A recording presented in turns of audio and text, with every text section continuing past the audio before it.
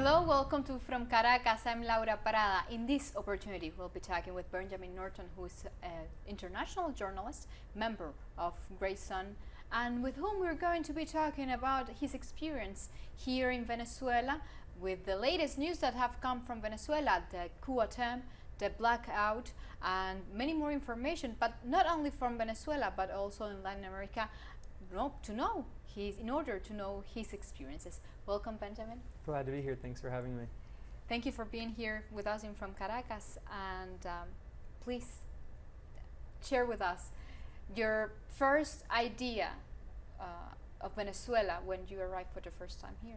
Well, I'll say the first thing that's immediately noticeable is this is not a police state. It is not an authoritarian dictatorship. In fact, every time I'm here in Caracas, and this is not my first time here, every time I'm back here in Venezuela, I'm reminded, in fact, of how authoritarian my own country is in the United States. By any objective measure, any neutral observer can see that the U.S. is much more authoritarian. In New York City, every time I walk down the street, I see police everywhere. Every time there's a protest, there are 500 police. The New York City Police Department's budget, the NYPD budget, is larger than the entire military budget of North Korea. Meanwhile, here in Venezuela, it's actually the exact opposite. You can go to right-wing opposition protests in the rich part of eastern Caracas, and I never see police anywhere. So the opposition here has the complete right and freedom to not only protest, but to actively conspire with foreign powers to try to overthrow their elected government. So every time I'm here, it's always surreal, because the actual thing I'm seeing with my eyes is completely different from what the Western corporate media always says about this country. But you had the opportunity to be here in Venezuela and live those experiences. How is you live it, but how you tell it to the audience, what you live here? How do you tell it? Well, it's really hard to convey it because there's so much propaganda, and there has been so much propaganda that has brainwashed us for all of our lives, telling us that the United States is the beacon of freedom. Meanwhile, the U.S. has 5% of the global population, but 25% of the incarcerated people in the world, 25% of the entire world's prisoners. We don't really hear that in the media that much. Not just the news media, but also TV shows, movies.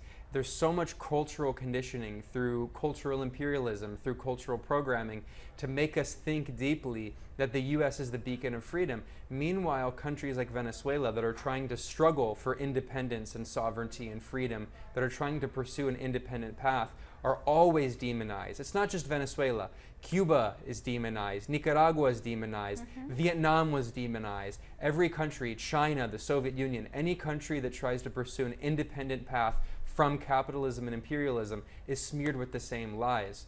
So it's really hard to break out of that, but it's very important. And as a journalist, that's why I'm here. That's why I travel to places like Nicaragua to show the truth of what's actually happening and to counter the lies of corporate media propaganda, which in the United States simply acts as an extension of the arm of the U.S. government.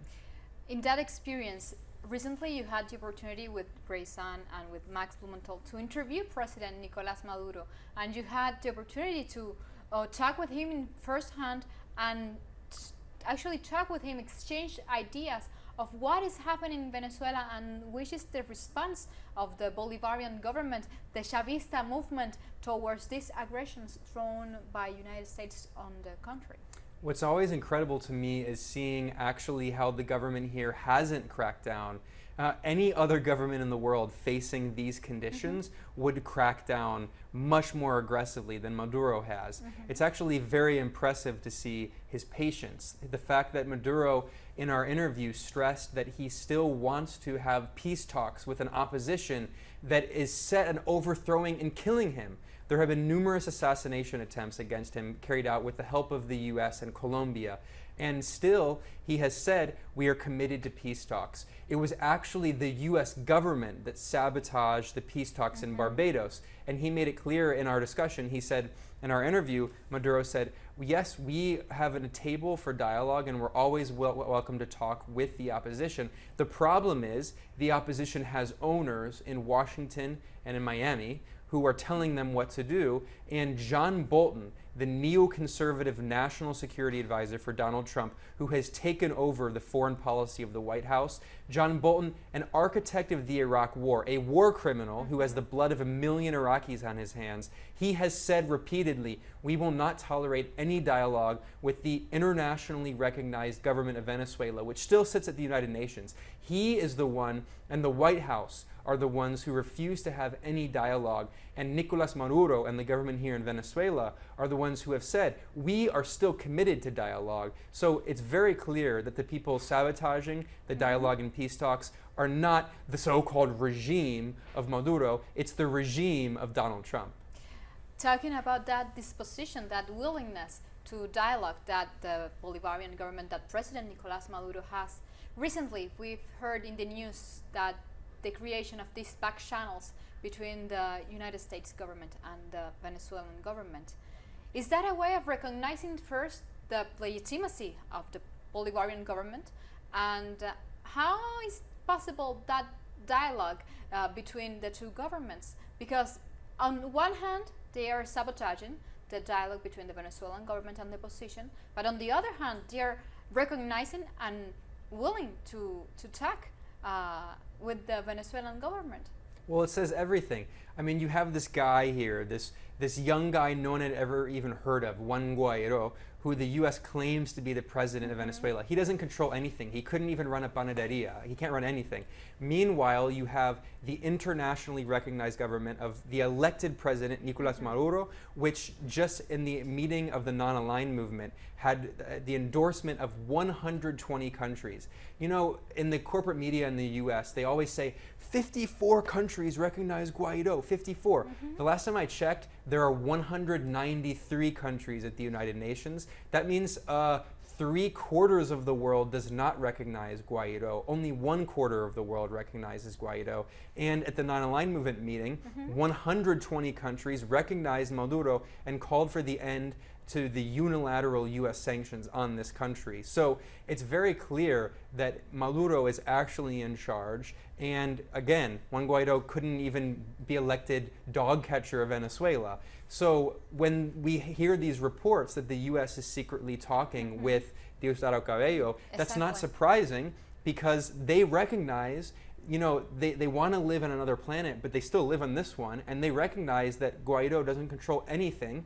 And in fact, the police of this government, the police of Nicolas Maduro, have to protect Juan Guaidó from his own people, because he's collaborating with the empire against them. And there's videos online showing that there are crowds of Venezuelans who are angry at Guaidó and who are trying to attack him. And it's actually the police of the so-called regime that's protecting the traitor who's trying to overthrow his elected government. So it's very clear the U.S. knows that they don't have any power. The only thing they can do is carry out forms of psychological and economic warfare. Is that psychological warfare what they are doing when they say that these secret talks are with Diosdado Cabello on the backs of President Maduro, and it's a negotiation to talk about how President Maduro will leave the country? It's absolutely psychological warfare. We saw this at the beginning of the coup attempt in March and April, where the U.S. government was trying to pretend like it was using elements of the inner circle of Maduro against him, working with the defense minister and others. Of course, they're still loyal to their own government. And they're not just loyal to Maduro. Everything in the media is always about Maduro. They're loyal to their patria. They're loyal to their homeland, to their independent sovereign country, and to the Bolivarian Revolution. For a lot of U.S. politicians, they can't imagine having loyalty to anything aside from their own personal interests and their own profits. But here, there is a Bolivarian revolution. It's very clear that Chavismo as an ideology runs deep not just among the political class, but in the grassroots working class of Venezuela. So the idea of the US government is that to try to encourage internal schisms and use these psychological warfare tactics. So Maduro and other ministers think they can't trust their own allies. But of course, like I said, they know they can trust their own allies because the coup attempt has failed again and again and again. Talking about that collaboration between and that support between the Bolivarian forces, you had the opportunity to be in Venezuela during rallies also. You see that popular support for the Venezuelan government. So does that sends a message, shows something to the world about the support that the government has? I mean, to me it says everything, and it also reflects the priorities of the corporate media.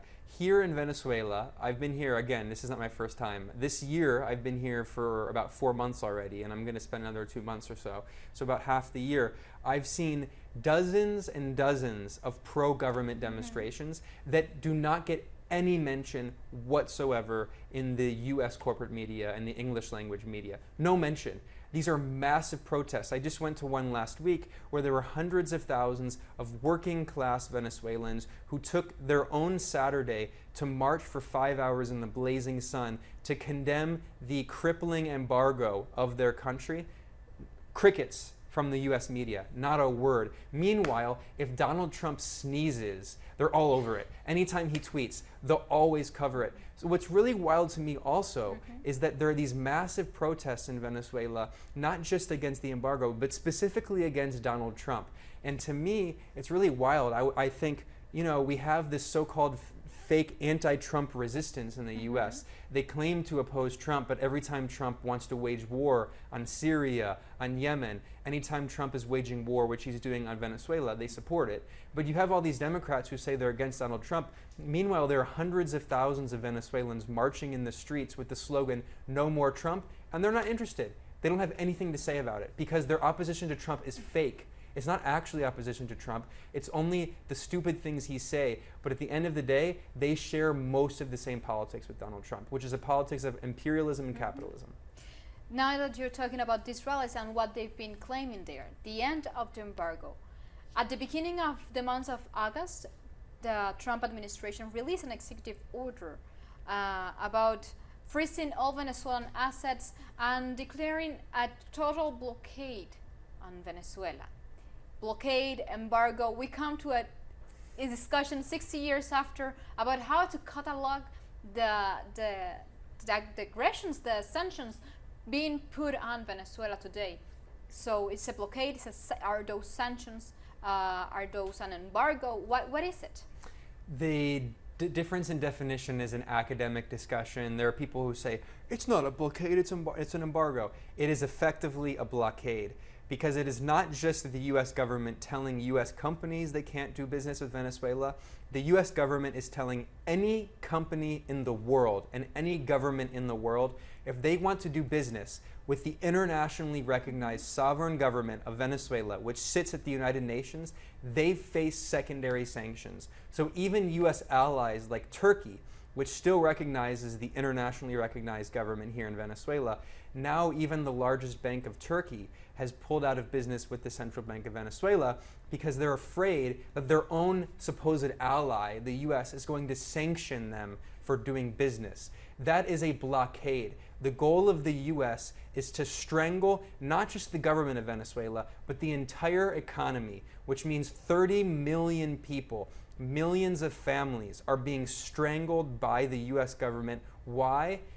For political reasons. That is the definition of terrorism. That is the definition of financial terrorism. Strangling the entire economy of a country using hunger as a weapon. Now the US government is sanctioning the CLAP food program.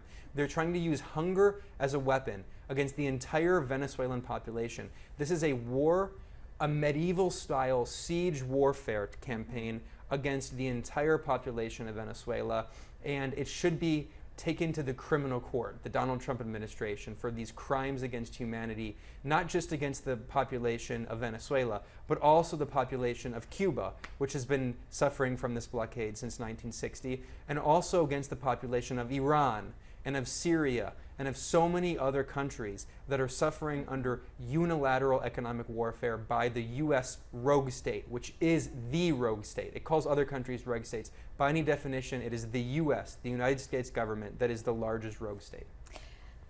Now that you say this, also there is a message that media delivers all the time, that there is a migratory crisis in Venezuela.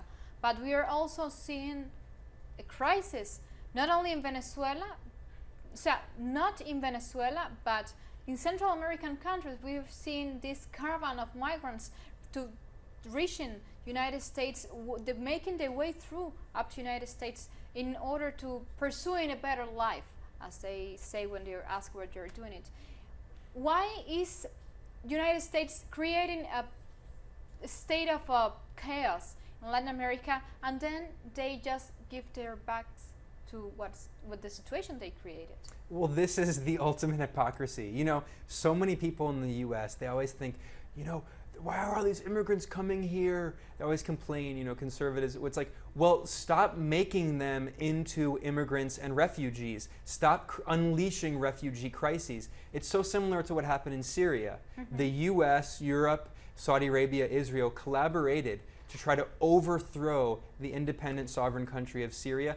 They unleashed the largest refugee crisis since World War II. The same thing is happening in Central America. And there's so many people in the U.S. who have this racism. They think everyone just wants to come here because life is so great, because we're so good. If life is so great and so good, then why there's so many killings in the United States? No, exactly. I mean, we have out of control gun violence. We have out of control poverty. We have one of the highest rates of infant mortality in the industrialized world. No health care that people can afford. But aside from all of that, no, the real question is, why are there people fleeing from Central America? And why do they want to go to a country where, despite all these problems, life is in some ways better? It's because the U.S. government has made their lives complete hell in their home countries. No one wants to just leave their family behind and go to a country they've never been to where they don't speak the language. They're fleeing violence, poverty, drug trading, and many other problems caused largely, not entirely, but largely by the U.S. government. And the case study of this is Honduras. I was in Honduras in May on the 10th anniversary of the US-backed military coup that overthrew Honduras' democratically elected left-wing president and installed a right-wing narco-dictatorship. And everything the US government claims, all the lies it says about Venezuela here, are actually true about Honduras. Recently, a U.S. federal court in New York actually named the dictator of Honduras, Juan Orlando Hernandez, in a case of drug trafficking and said that he used drug money to fund his election campaign in the rigged 2013 election. So you have a U.S. court admitting that a major U.S. ally, not just an ally, a U.S. puppet in Central America, is actively involved in drug trafficking and is using drug money to fuel his illegitimate regime. In 2017, the Honduran regime stole the election. Even the OAS, which is backing coups against Venezuela, which is run by right-wing corrupt oligarchs, even they admitted the 2017 election in Honduras was completely stolen. The U.S. doesn't care because the U.S. doesn't want allies. The U.S. wants puppets, which they're fine with someone like Juan Orlando Hernandez, who will just do whatever he's told.